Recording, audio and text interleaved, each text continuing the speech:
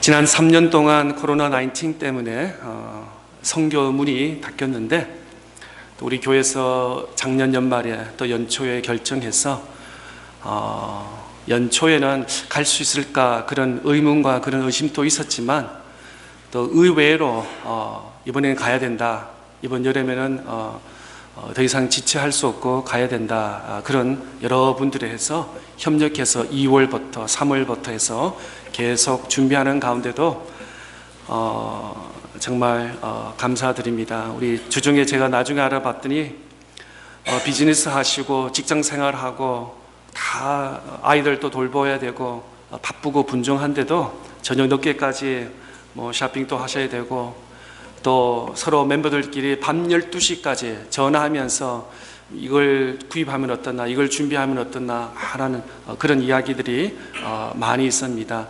그리고 주일뿐만 아니라 주중에도 모이고 또 토요일 저녁에도 모이면서 찬양가 율동 연습 또 여러 가지 또 우리가 해야 할 일들을 여러 준비하는 거 보면서 참 너무나 감사합니다.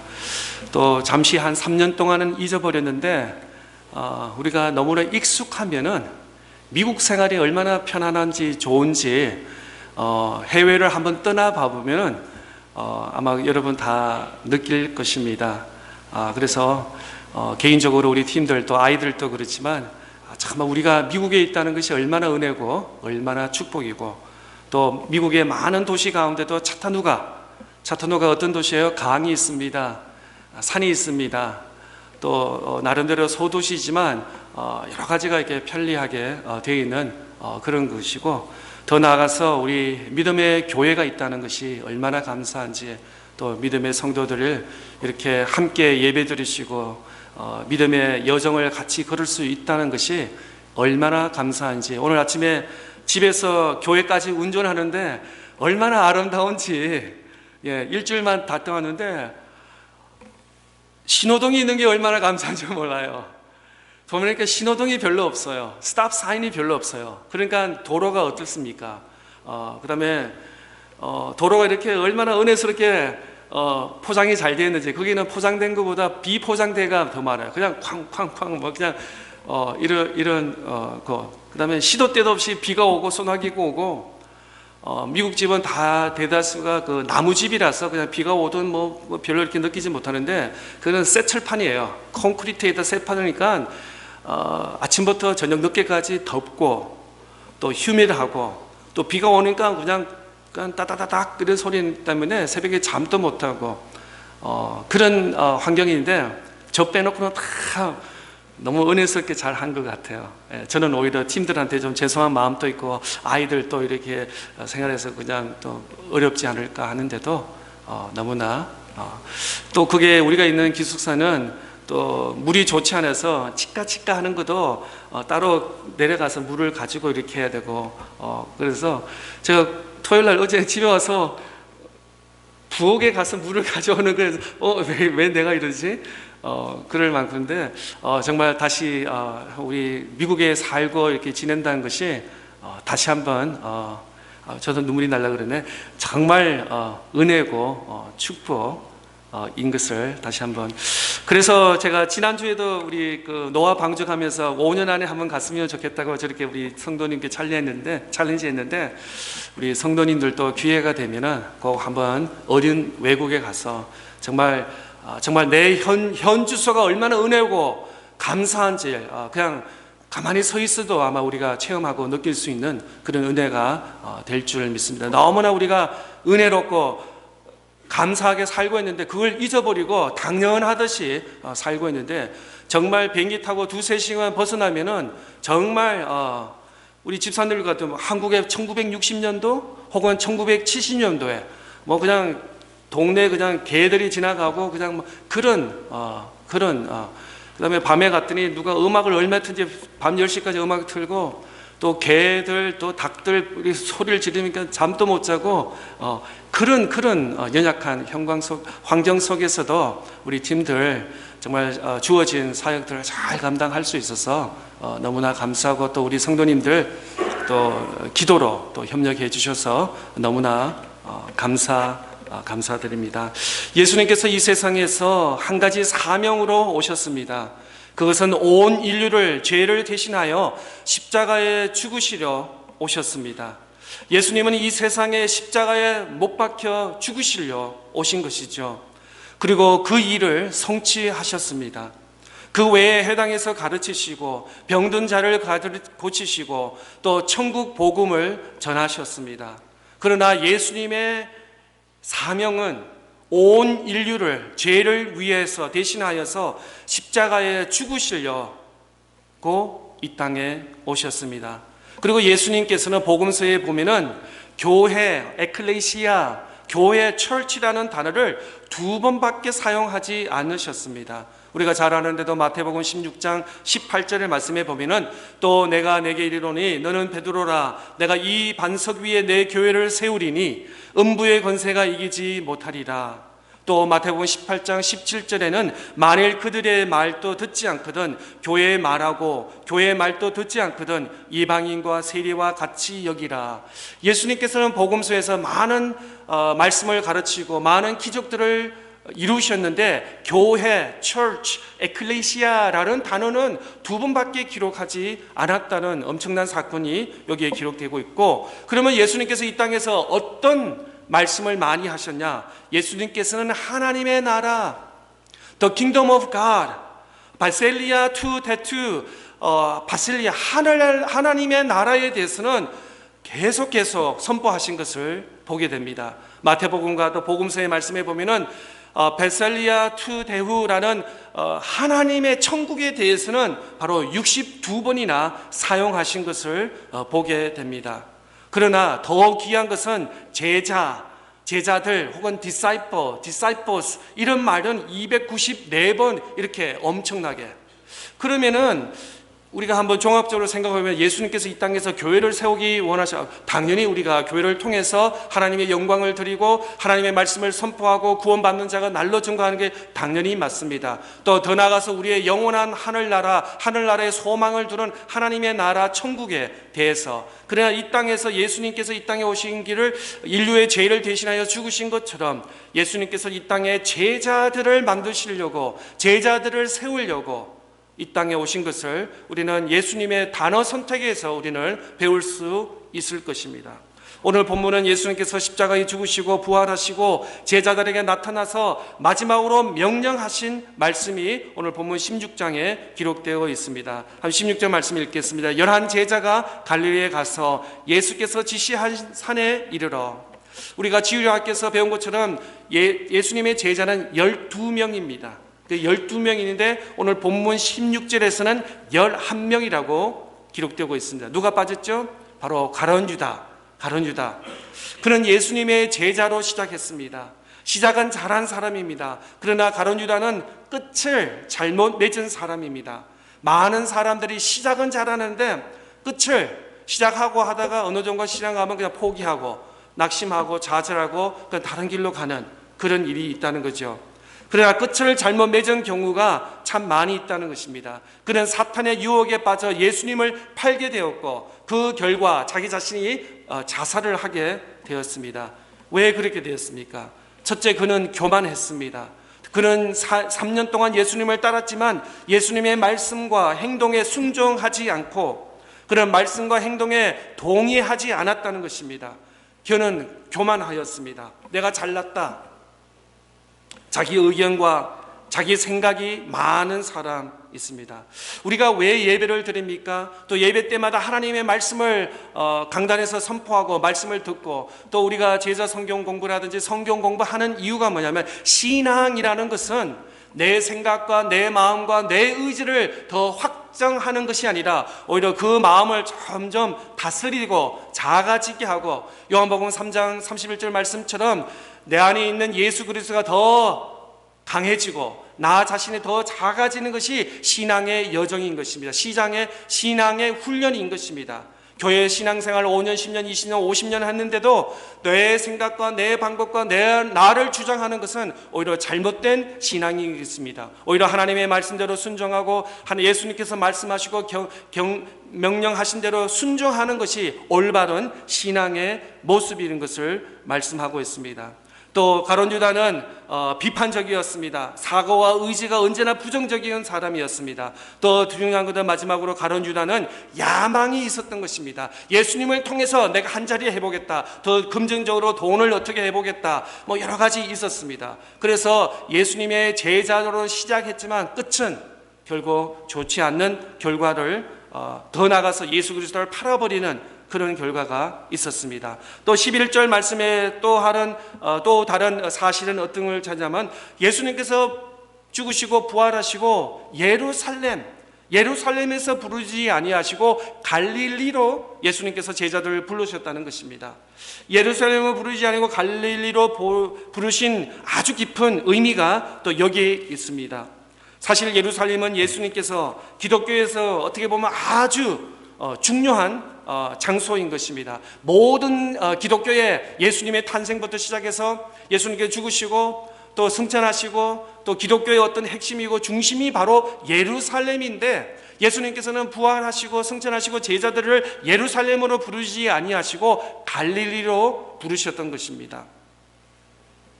그런데 예수님께서 제자들을 예루살렘에 부르지 아니고 갈릴리로 부르시는 그 갈릴리 그 장소가 어떤 곳입니까? 바로 예수님이 자라난 곳입니다. 예수님의 영혼의 고향이 바로 갈릴리였다는 것입니다. 또 제자들과 함께 웃으면서 어깨동무를 하면서 또 웃고 울면서 기적을 또 하나님의 말씀을 나눴던 곳이 바로 예루살렘이 아니고 바로 갈릴리였다는 것입니다.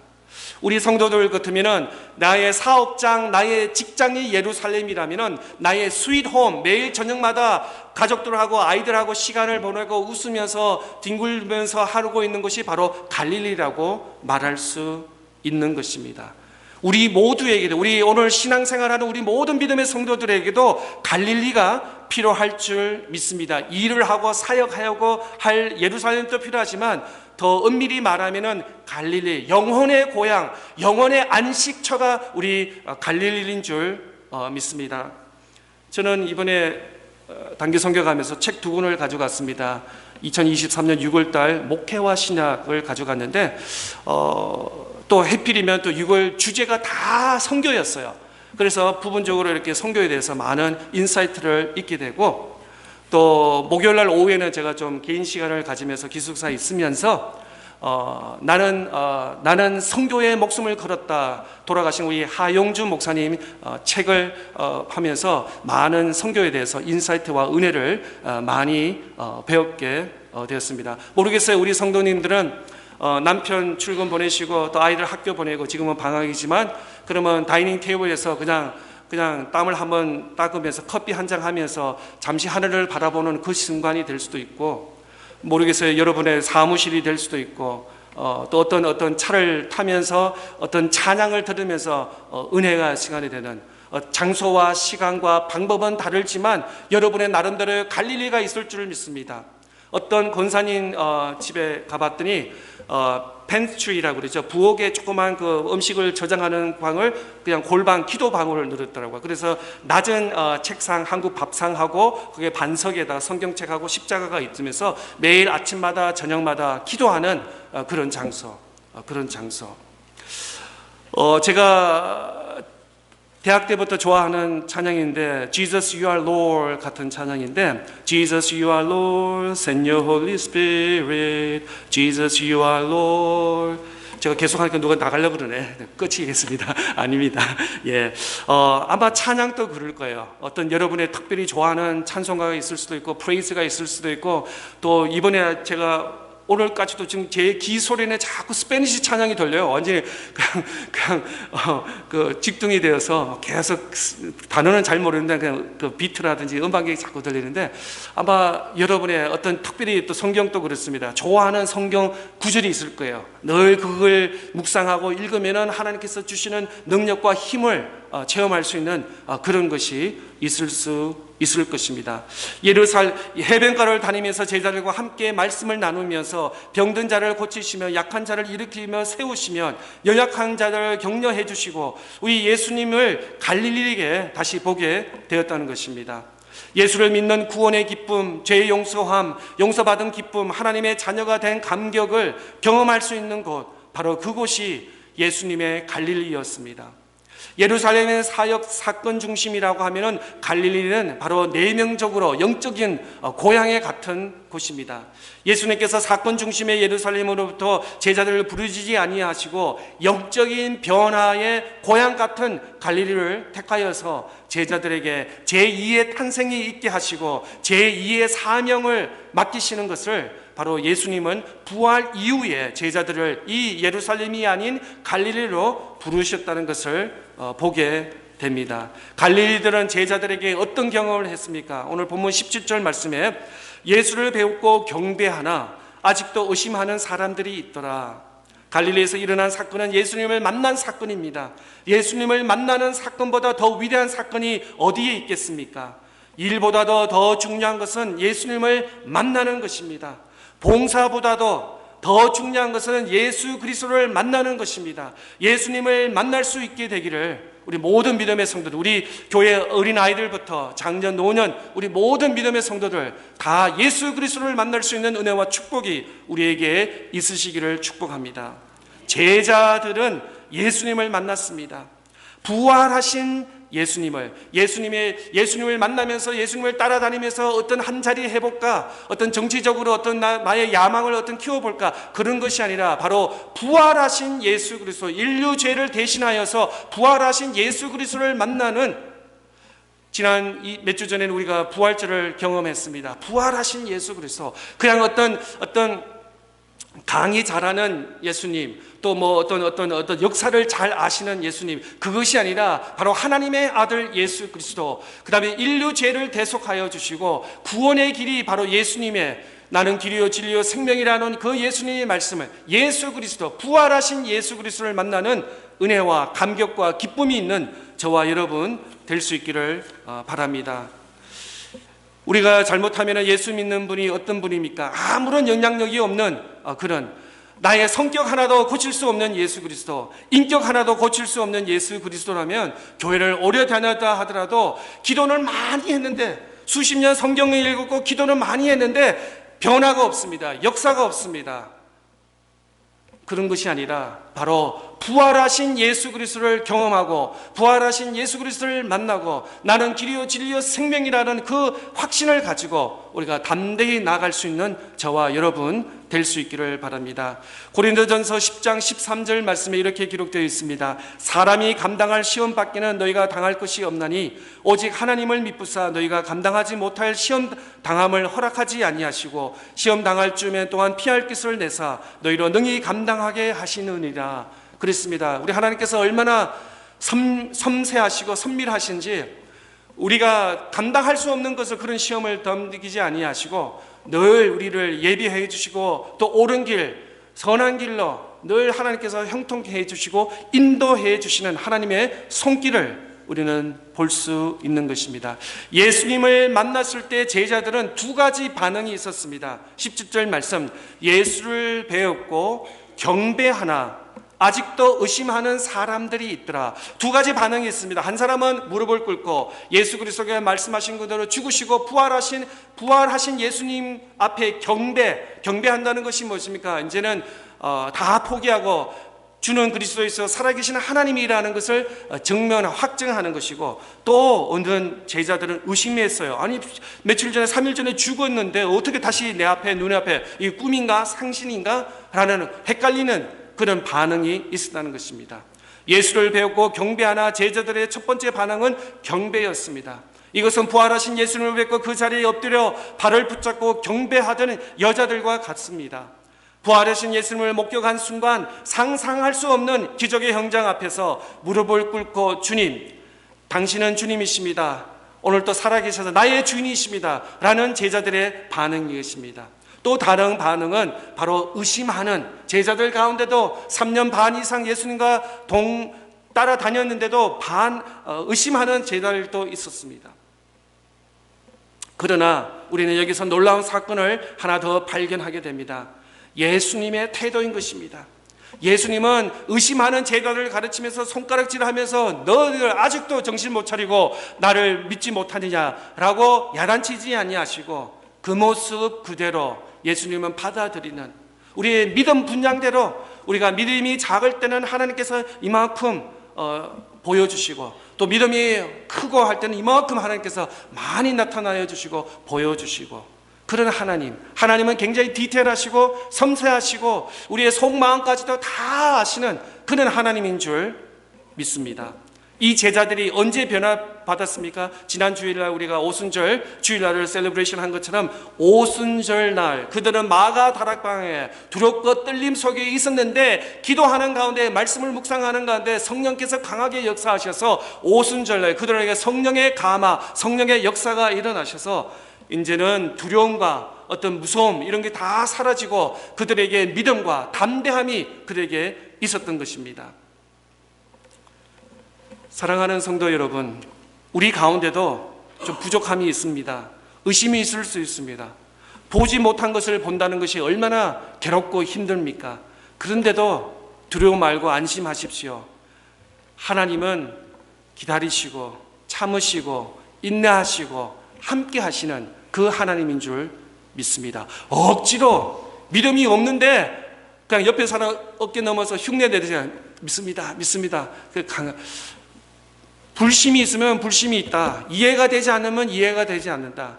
또 봉사하는데 감사와 기쁨이 되는 봉사를 하시되, 봉사하는데 마음에 좀 불편함이 있을 때는 잠시 우리가 pause, 좀 step down 할 그럴 필요도 있을 줄 믿습니다.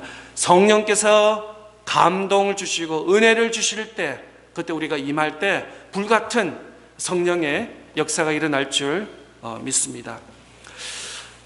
예수님은 제자들에게 세 가지 메시지를 전했습니다. 18절 말씀 보겠습니다. 예수께서 나와 말씀하여 이르시되 하늘과 땅과 모든 권세를 내게 주셨으니. 첫 번째, 예수님이 자신이 하늘과 땅과 모든 권세를 가지신 분이라고 말씀을 선포하고 있습니다. 예수님은 지금까지 땅의 권세를 지배하고 계셨습니다. 그러나 이제는 부활하신 예수님께서는 땅의 권세뿐만 아니라 하늘의 권세까지도 내게 있다라고 선언하고 계십니다. 또 19절, 오늘 마지막 9절, 19절, 20절 말씀 보겠습니다.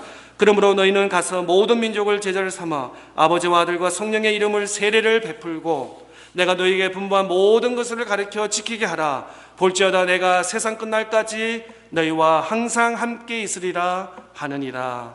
두 번째는 하늘과 땅의 권세를 가지신 분이 이 명령 안에 기독교의 모든 명령이 들어 있습니다.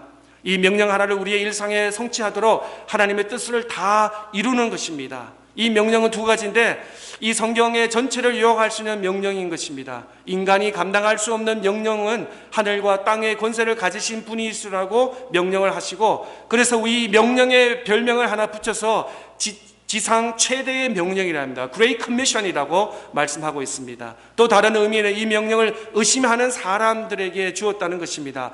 불완전한 사람들, 제자들은 아주 퍼펙트하지 않습니다. 부족함이 많습니다. 그런데도 하나님께서, 예수님께서 이 부족하고 어설픔이 많은 완벽하지 않은 미숙한 이 제자들에게 맡겼었던 것입니다. 마찬가지 하나님께서 오늘날 저와 여러분을 부르셔서 우리가 잘났어, 우리가 다 성경의 지혜를 알기 때문에 하나님의 뜻을 다 분별했기 때문에 주시는 것이 아니라, 하나님께서 우리는 부족하지만 그런데도 이 놀라운 하나님의 땅의 권세, 하늘의 권세를 우리에게 주셨다고 말씀하고 있습니다. 마지막으로 다시 한번 19절 20절 읽겠습니다. 그러므로 너희는 가서 모든 민족을 제자를 삼아 아버지와 아들과 성령의 이름으로 세례를 베풀고 내가 너희에게 분부한 모든 것을 가르쳐 지키게 하라. 볼지어다 내가 세상 끝날까지 너희와 항상 함께 있으리라 하시니라. 가서 모든 민족을 제자들 삼아. 그래서 오늘 설교 제목이 가서 모든 민족을 제자로 삼아라. 복음을 전하라. 전도를 하라. 선교를 하라. 라는 말씀이 있습니다. 이것은 선택의 여지가 아니라 주님의 명령, 더 나아가서 우리 모든 그리스도, 예수 그리스도를 입으로 신하는 모든 주님의 백성들의 우리에게 사명인 것입니다. 그리고 예수님께서 약속하셨습니다. 내가 세상 끝날까지 너희와 항상 함께 있으리라. 너를 버리지 아니할 것이다. 나는 세상 끝까지 책임지겠다. 정말 이 사명이 하나님으로부터 온 말씀인 줄 믿고 순종하고 앞으로 나아가기만 하면 내 생에 형통한 것이고, 또한 우리 교회 이 지상 사명 명령을 잘 감당할 줄 믿습니다. 주위를 살펴보십시오. 세계를 바라보십시오. 하루 뉴스를 들어보십시오. 온 세계에 불안하고 두려워하고 있습니다. 전쟁의 소리, 확살, 기근, 경제 불안, 도덕적 타락, 폭력, 마약, 성범죄, 부정부패, 환경오염, 핵 문제 등 정말 말로 표현할 수 없는 많은 위기 속에 우리는 살고 있습니다. 그런데도 불구하고 주님은 이러한 세상을 향하여 명령하고 계십니다. 가서 모든 민족을 그리스도로 제자를 삼으라. 이 말씀에 아멘하며 이 말씀, 이 주님의 마지막 지상 명령을 감당하는 우리 교회의 모든 믿음의 성도들 다 될 수 있기를 축복합니다.